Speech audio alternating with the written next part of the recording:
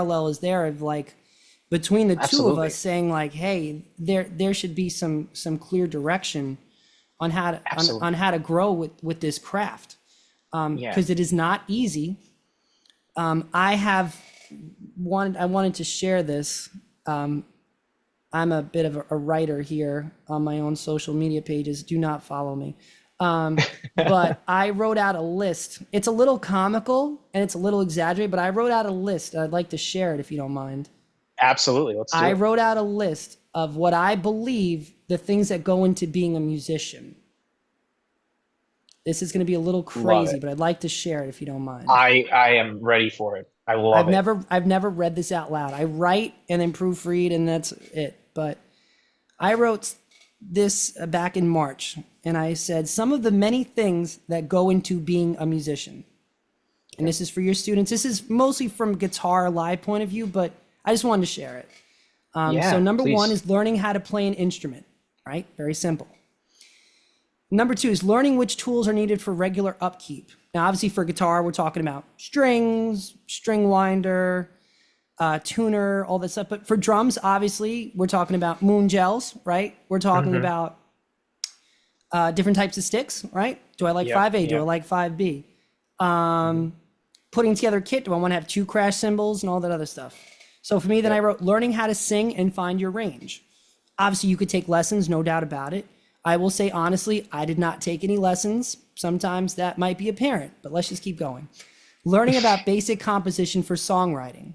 Again, verse, chorus, verse. I mean, if we're talking something like that, or at least composition, how to structure a song, you know, making sure maybe it's not too long, making sure maybe it's Yeah. not too dragged out. Learning how to sing on key and write lyrics with suitable melody. Again, that's more from a writer point of view, but yeah, I would say any singer should know how to sing on key. That's usually the goal. Yeah. And then write lyrics with a suitable melody, because you obviously, if you're writing music, you generally speaking, as a singer, you want to have melody to your voice. That makes the song sound nice. Learning how to write, you know, stuff that people might want to hear. That's kind of facetious, but you know what I'm trying to say? Like maybe writing a song that people are like, wow, that was actually pretty good. I enjoyed that, you know, rather than just having it Yeah. just be learning how to remember lyrics, chords, and arrangements. I think this goes with drumming too. I have 100%. known some drummers that can play an entire song on their own. They do not need to hear the song in the background. They don't. They have the whole song in their head. I think it's a wonderful talent. For me, guitar, obviously, lyrics and chords and arrangements, important as an entertainer, as a performer. I Hmm. play just about every song I perform in full, with the exception of maybe a drawn out solo that maybe I don't do because it's acoustic. But you know, do the whole song in full. Now, here we go. Learning how to compose with and coexist with other personalities. We talked Yeah. about this, right? You have to coexist with other personalities. This is more for being in a band or a duo or anything. There's different personalities that we all have to coexist with. And if you're writing, usually you write together. I mean, yeah, maybe sometimes one person writes everything, but you know what I'm trying to say. Yep. Learning about different types of gear to perform with. Okay, this is pretty simple. What is appropriate gear to perform with? What do you need? What things do you need? Obviously, you have the guitar, that's important. You have the mic, but what about a mic stand? You need that too. You need cables. You need maybe a pick holder. You need also this. As a drummer, you need maybe a stick bag nearby, Yeah. to make sure if you drop your sticks, you've got sticks. You need to have, I don't know, whatever upkeep you would have for drums that you may, you know, biggest thing to me is like the key and making sure the drums are Definitely tuned need and that. stuff like that. Yep. Let's keep going. This goes for a little bit. Yeah. Learning about live sound, including microphones, PAs, and mixers. This is from my own personal experience. I didn't know anything about any of this stuff until I started performing. Even the first couple times I was, you know, the mic was there, the PA was there. But obviously now I'm self-sufficient. I have all my own equipment, but you need to learn about different microphones, PAs, and mixers. It's really important. Y- Yep. PAs are obviously, you know, just speakers that all the sound's going to come out of. Mixers is going to be how you get multiple channels of music to come really through one speaker. So certain mixers you can plug in, you know, two sets of vocals, two guitars all at once. Okay, Hmm. here's some other stuff. Learning how to book shows and network. We touched upon this. Booking Totally. shows, reaching out. Obviously, social media has made it a lot easier, but reaching out and networking. Hey, maybe reaching out to a band. Hey, we really like you. Do you guys have a bill coming up that we can get on? We'd really like to play a show with you. Learning how to arrange a rehearsal schedule. How about a lesson schedule? The same thing. You know, rehearsal. It's good, in my opinion, to have rehearsal the same time every week. If you could do it every week, that's fantastic. Same time, same general space, you know, where things are set up. That's great. Learning how to organize a stage or any performance area. Pretty simple, but just, you know, if you're a guitar player, making sure you have your pedals in a line and making sure that you have your cables all free. As a drummer, knowing how to literally set up a drum set, every part of it. Right. Knowing how to set it up, not assuming that it's going to be set up before you get there. A lot of times it isn't. Can I just say? Yeah. Can I just say, just on that one point? Yeah, go ahead, please. You would be shocked as to how many people, when they're learning the drums, never even attempt to learn how to do that very thing. I would, that's like, as a guitar player, it's like, you know, I don't know how to change your strings. And you learn, and I feel like you get faced with that as a guitar player pretty quickly, because you're going to break a string, I imagine. Immediately. I broke mine the first week after I started playing. How to set up a drum set. I don't know how to do it. Not a drummer. Learning which accessories are beneficial for live performance. This is kind of a vague thing, but again, certain things that make live performance a little bit easier. Ironically, I will say maybe having the iPad holder, or having, again, the pick holder. I don't know if there's anything that drummers would have that's equivalent. The stick bag comes to mind. Do you have any insight on that? Anything? There's some tools that I think are always good to have in your like cymbal bag. You know, like a pair of pliers or screwdriver. Sure. Like little practical things that if you're in a jam, if something's extra broken felts? and you need, extra felt. Yep. Also, like if like you mentioned the moon gels, but if there's any other kind of like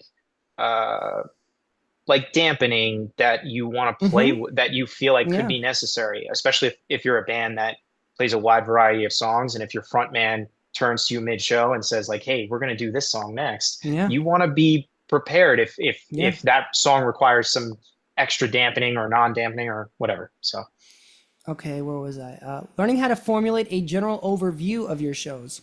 This just means kind of like having your set list, maybe knowing where the break is, where you might want to talk while people are tuning, because you're putting on a show. And again, no one gives you the book on how to do it. I mean, the goal is to play your music, but a lot of great performers also have aspects to their show. They have maybe some jokes, some lines, some crowd work they do. Maybe it's like a comic, you know, like in aspect here. Learning how to maintain and draw enthusiasm. No, learning how to maintain a draw and enthusiasm for your shows. We talked about that. Learning how to maintain a draw. I mean, I can't stress how important that is. And that can unfortunately lead to a lot of failure if you can't pull people to your shows. And I'm not saying you got to beg them and guilt trip them, but generate enthusiasm that people want to come see your music. It's a very difficult thing. Very, very difficult. But man, if you can maintain a draw, I'm telling you, if you can draw 40 people on a whim, that is a fantastic opportunity for you to play most places. Because some places look really cool with 40 people when they're, you know, they can only hold 60. Learning, learning how to organize travel accommodations for touring. I didn't learn this, but someone got an RV for us when we went on tour. But no, all joking aside, this is really important. Travel accommodations. I mean, okay, yeah, we're all going to jump in a car, but where are the gas stations? Where are the rest stops? How far are these places from the venue? Where can we stay that's close to the venue? Is there any other points of interest by the venue? Things like that. I mean, do you have anything to add to that? No, I completely agree. You have to plan out any kind of, even if it's like you were talking earlier today about like local performances. Like even if you're in New York, everything's roughly an hour-ish away. But even on that level, on that small level, if you're playing 2 gigs in one day, which is very common for New York City musicians, you know,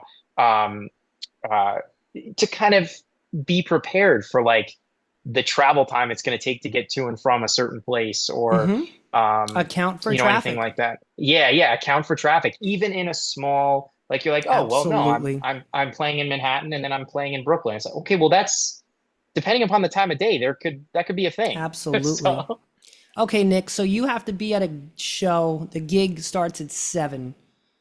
What time are you getting there? what time am I getting No, there? no wrong answers. There's some wrong answers, but not really. Um, as a drummer, Yeah. I mean, You have to bring your drums to this gig. oh, if I have to bring my drums, Yeah, I mean, absolutely.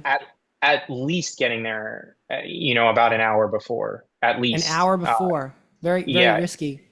that's what I'm saying, like at least. Okay. But but um, I mean, is there a band playing? Am I the only band playing? You are playing third on a 4 bill band. Yeah, wow. Yeah. I mean,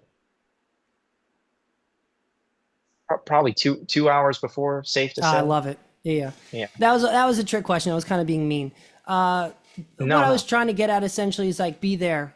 Be there. Do not be the band that shows up late or last. And you just Yeah. show up like, "Oh yeah, we're all here everybody." Again, if you're like, the Beatles and you could just Yeah. show up and the world just opens up and oh my god, we're just cool, but you know what I'm talking about. Like don't, if the show is, I'll tell you what, and this is a little secret, and I emphasize this a lot. Let's say the show starts at, let's go with 8, and Hmm. it goes 8 to, let's do 8 to 12 every Okay. hour. And let's say your band goes on third, so realistically, you're probably going on at 10. Don't Right. don't get there at 9. Don't get there at 8. You can maybe get Yeah. there Yeah. a little after 7, but you know what? Not really, because maybe the first band that's playing is really good and you're missing out on them, or maybe you personally book them and you're not even there to support them. I don't appreciate that. So No, yeah, you have, I think it's if the important to. doors are 7, I would say, man, there's nothing wrong with getting there at 6. Nothing wrong with Yeah, that. yeah. But it's not. That Right. wasn't like a. I was just emphasizing like a travel accommodations. So if you're gonna get there at 6, you definitely don't want to leave. Let's say you're an hour away at 5 on the dot. Maybe you want to leave at 4:30. It never hurts to get there Abs- earlier. With one of No, my cover bands, absolutely. we have to set everything up, everything, Hmm. and I'm very fortunate that these guys are these guys have done this for a little bit, so they understand. Like everyone's always been fantastic with getting there on time and doing what needs to be done.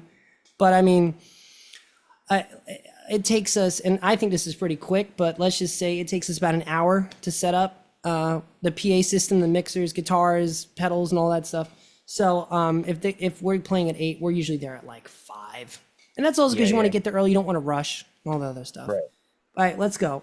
Learning. All right, here's another. This is another part of it. I would like to get your input on some of these ones.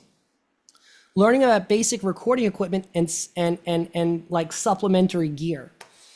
If you're gonna record, you have to know what an interface is, what a condenser mic is, what phantom power is, what Yep. cables to use, and then supplementary equipment is mixers, EQ, whatever. Let's see. Learning about different recording arrangements and setup. This is pretty simple. Like how to mic a drum set. I mean, I'm not great at that. Yep. I'm assuming you're better than me at that.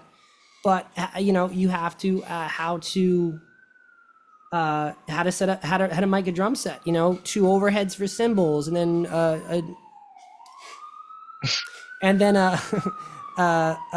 miking the kick. It's getting serious. Oh. In New York. Anyway, miking the kick, miking the snare. You can never use too many mics. I think Steve Albini used like Right. 30. Yep. Okay, learning about different recording arrangements and I said that. Excuse me. Learning how to engineer and track the recordings. If you're doing it on your own, you have to engineer and track them. If you're recording multiple instruments, you have to learn how to track them. You have to learn how to engineer them, how to have them sound the way you want to sound. This is kind of the same thing. Learning about various production methods and techniques. Yeah. Do you like to add extra reverb? Do you like to add extra reverb? Yes. Do you want to add extra reverb to your? Do you want to add maybe some extra lows to your voice? Do you want to add? What I'm trying to say, but Absolutely. yeah. Where was I? Did I say various production methods and techniques? Yeah, learning about various Yes. production methods and techniques. Again, how to soundproof your spot and how to How to record guitar probably. Do you want to mic the guitar? Do you want to go direct in? Do you want to use a simulator? Do you want to use plugins? Learning how to mix, edit, and master the recordings. Again, if you're doing it on your own, you got to mix them, you got to edit them, and you have to master them. So if you want to make them proper release, you have to go through all these methods on your own. And again, other people do this stuff, but if you want to be self-sufficient, how about learning how to design album artwork or imagery? You have to make flyers maybe, or you want to do album artwork. You want to do visuals for your music. That's a part of it. Learning how to properly release and promote the recordings. Okay. That's a big one. Social media. When are we going to release it? Well, maybe we should release it around the holidays. Maybe we should release it Friday night, maybe not Sunday morning at 1, or, maybe not Monday at 4, like something like that. Right. Learning how to record video with proper equipment. Hey, recording video is a big part of YouTube, right? Having the proper equipment, having, lights. Yeah, huge. Yep. Lights. Having, DSLRs. I'm using regular webcam because, we're not all about that life. Let's see here. Learning which accessories are needed for optimal visuals. Yeah, that's kind of like lights and, maybe certain filters, lenses on your camera. Learning how to record video with proper equipment, same kind of thing. I'm using a mixer right now. This isn't just me talking into a webcam. It's a whole big thing I have set up because I record music as well. Yep. On the YouTube channel. We're almost done here, folks. Let's see. Learning how to use video editing software. Okay, you got to edit your videos, right? Maybe you need some overlays. Maybe you need to put some captions. Maybe you just want to sharpen the video up, change the color scheme. Add all that. Learning how to market a brand and image for your content. Okay. I'm called the Lockdown Kid. Most of my socials have the same logo. And then just brand and an image. Guy with long hair who wears Sarah Connor shirts. There you go. That's the image. Yep. Learning how to merchandise your IP for revenue opportunity. This is, you know what I'm trying to say here. Like, you making shirts, making hats, anything that maybe can draw in some revenue. Maybe you do streams. You're also a gamer, so you do Twitch, but it's all linked into your main business. Learning how to do basic accounting for your business finances. Important. Right? Like, hello, learning how to do basic accounting. Like, okay, well, if I want to see a profit at some point, I have to stop spending money on this crap and start making money. So let's just go into something really basic. Like, you buy the right speaker. Let's say you buy a PA, you buy a guitar, you buy this, and then you stop buying equipment and you start making money with it. Well, now you're generating a profit, but that's basic accounting. A lot of folks like spending money on gear, and then you start to realize you're not making any money, you're just spending money. It's kind of like this whole gear thing where, like, folks love buying new guitars and new stuff, and I get it, but if you're trying to make money, at some point you have to cut back on your expenses and start generating profit. Right. Now, this is a little bit further down, but learning about advisory personnel like lawyers, managers, publicists, you're going that level, right? You have to have a manager, you have to have a lawyer, you have to have a publicist, maybe someone who can advise you on how to generate publicity for your stuff. Although, social media, a lot of people do this on their own, but it's just an aspect of it. And then learning about the industry and how to navigate the business, which is just the overall thing. Like, it's not just buying the guitar. That was my first, and I brought it up. That was buying the guitar is the very first part of it. Right. If you want to do a business, there's navigating this industry. Certain things are trending, certain things are not. Certain things might give you a better opportunity for success. Certain things won't. Being on TikTok is probably right now a better opportunity than being on Facebook. That's part of the industry. And I just have written a couple other little things where I was like, learning how to juggle this thankless passion and investment, which pays very little and has no guarantee of success, with more direct forms of income. And then your social life, your friendships, your family duties. And I said, how does one find the time? I don't know, but if it matters to you and it satiates your soul, you don't have a choice. I can't not play music. There isn't really any tutorial on how to do all this stuff in one shot. but you get what you put into it. So I've been a musician for 20 years, a live performer for 10, and a makeshift recording and video editor for about 4. And, it was easier when I was just kind of pressing record and doing that. But, that's nowadays you could do it a lot better. You can have better equipment. Yeah. I don't know. What did you think? Was that a lot for you? No, your students? That's for your students. No, I loved every minute of it. And I know they will. I mean, it's exactly right. Those are, I would say, every point that an aspiring musician, or even just like a musician who's, just in the beginning stages of it, Yeah, even you if you're want to already take it to trying the to, next level. You really want to go for it. Go for it. And I'm saying go for it. Yeah. But again, you want to talk great. about that theme of realism. That's some of the aspects in my experience that I've had to pretty much learn every single one of those things to a degree. Absolutely. Obviously some more than others. Yeah.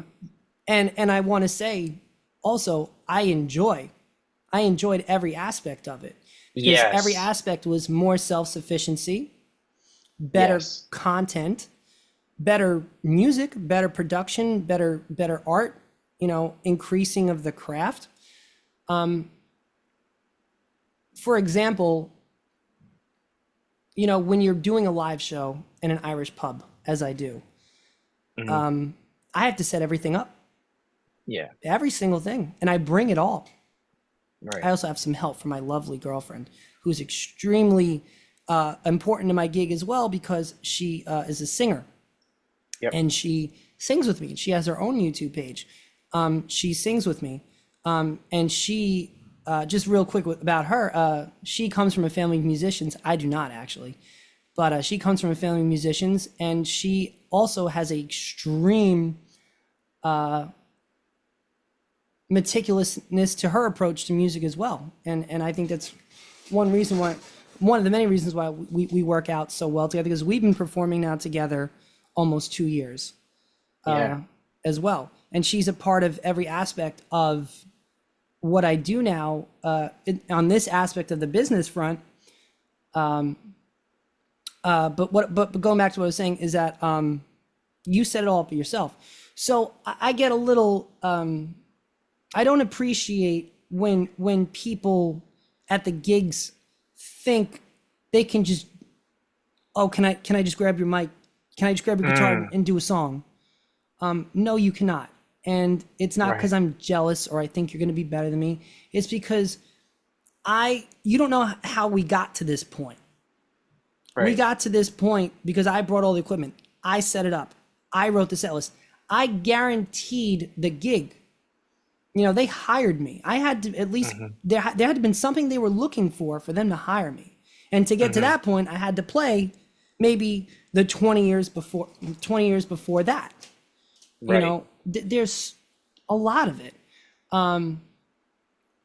But again, going back to what I was trying to say is I enjoyed learning every aspect of it. I enjoyed getting that equipment that I didn't know about before. And I enjoyed learning about ways to EQ, for example, like, mids, lows, and highs. Maybe for some voices you want more low, less low, more high, mids. For me in particular, it's lows and highs, and then take the mids back, just so you know. So that's a big part of it too. And I enjoy every aspect of that because I do it on my own. And what I was trying to hint at before was, as a solo artist, I have control over every aspect of it. So I'm responsible for getting better.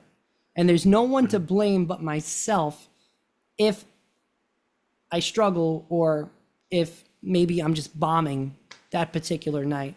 It's easy to blame the crowd. And yeah, I'm sure if you really wanted to get down to the nitty gritty, some crowds are better than others, and you just happen to get the wrong crowd. But at least put in the effort that you're doing the best you can do. And for that reason, if they don't like it, they got to hear what it was. Maybe they just didn't like the songs. That's a lot, but there you go. That was awesome and totally perfect. And I just want to add to that last part you were saying about as a solo artist, you can control all everything about about your craft there. But Hmm. I think too, every drummer would be better off taking that approach. Even Mm. though, you obviously as a drummer, you're most likely playing in a band. It's very rare that you see a solo drummer act of some kind, although those do exist. Just Um, playing that Led Zeppelin song. Was it Moby yeah, Dick? yeah, just playing Moby The Dick. whole show is just Moby Dick. That's Yeah, awesome. but I think if drummers were to take that approach to every gig they have to play, like you can't control obviously the whole gig, but you do control every element of playing the drums. And so Yeah, like 100%. be as, cover every professional element that you can. Not just learning the song like to the best of your ability, but also like we talked about, like you mentioned in that list, having the necessary tools for the gig, being punctual, arriving on time, arriving earlier than I would. Thanking the Uh, venue, yeah, thanking the venue for hiring you. yes, yeah, Thanking the yeah, venue for being there, thanking the bartenders. That's a big part of it too. right, Let's make sure we thank the bartenders. Let's make sure we thank yeah, the sound engineer. yep, Hey, even if you can tip the sound engineer, why the hell not? right, Thanking the promoter. And listen, hmm man, maybe not every single person that you're thanking has been great. But the point is, you're still there because of them. right, Someone booked you. Someone set up the stage before you got there. Someone slinging the drinks to keep the people there. Someone hmm owns the actual business. You can thank all those people. It doesn't cost anything. And when you're communicating with them, for one of the jobs I do, when I communicate, many times, if I've had to ask for, oh, I can't make it this Friday, I always say thank you for the accommodation. Thank you for yeah, accommodating right, me. right. And what I do, Goes a long it's a way. solo thing. So I try to, if I don't think I can make the gig, I try to let them know with maybe a 2 week notice, like any job, really. You should treat this as a Yeah, job. I mean, in many aspects, it is. right. But again, for me and many musicians, there's no contracts. There's no hmm nothing. So you're there because they want you there, and if they don't want you there, you're Yeah, gone. right. So just real quick, thank you for the accommodation. And just keep it professional. And again, we're talking about the sound engineers and the bartenders and the promoters and anybody else. Maybe you don't have to go like on the stage like want to thank everybody. Well, let's get a shout out. You could do Right. that. Nothing wrong with that. I don't really Yeah. do that, but you could. Yeah. But maybe just after the gig, before you go on, stuff Yeah. like that. What is the harm in doing any of that? I can't see any No, downside to doing that. And they'll remember there's it. not. And the Rebellion Lost, I would say with confidence, was a very easy band to work with in a venue. That's Because you awesome. had, again, the four guys, all pro equipment, all knew how to set it up, all knew how to take their place on stage, would be there on time, sound checked properly. And I know I said this earlier, but like no one came, back and was belligerent and, Right. was acting up. No one was, Yeah. falling over themselves on stage, and that's that, It's and important. that we Yeah. could control. Couldn't always control the draw. Right. Just being honest, couldn't always control the draw. Couldn't always control the elements that maybe prevented us. I mean, hey, our EP release in 2021, there was a hurricane outside.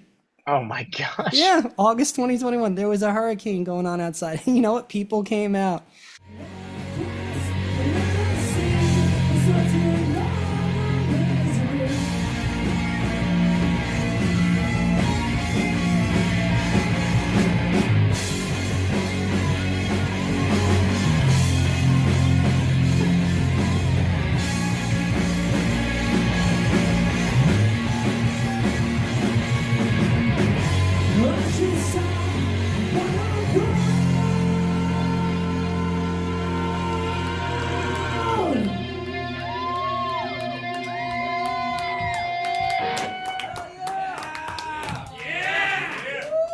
And I don't need your drugs tonight. God bless Yeah. them so much. But you can control that. You can absolutely Yeah. control your professionalism. You can control how the I can't see any downside to venues being like, yeah, that band was easy to work with. They were cool. We could absolutely have them again. Even if you, and I guarantee you there were certain points, if I had to guess, where people were like, yeah, they might not bring a lot of people, but they'll be great to close out the show. They'll be great to open the show because they'll be here on time. They'll be able to fill the gap. We need a gap filled, stuff like that. And people did reach out to us quite a bit. Other bands, venues, a lot of it was random. I sometimes am skeptical about how random it was. Sometimes I feel like they were just messaging everybody. Like they weren't like the Rebellion Lost specifically, but there was absolutely people that had reached out to us. There were people that were reaching out to us months after we hadn't performed at all. So that said something too. Amazing. Go ahead. I interrupted. No, I don't even remember what I was going to say. But that happens, doesn't it? No, I think it was you were saying about the proper tools as a drummer. Oh yeah, no, I think I said everything I needed to. I just think that, but just that everything you were saying can apply to a drummer, which I just love, and I think it's so important. Yeah, that's what I got. That's all I got. Cool. Well, that was a big, epic. That was a lot to touch on. I wish it was more like chapters, like, okay, chapter 1, we're going to talk about the, I kind of jumped around. No. If it means anything, this is my first time ever doing anything like this ever. I have never done a long form conversational podcast ever. I've talked a lot to people, but never on a recorded format with a light in my face. Stupid lust, plus it's all your fault.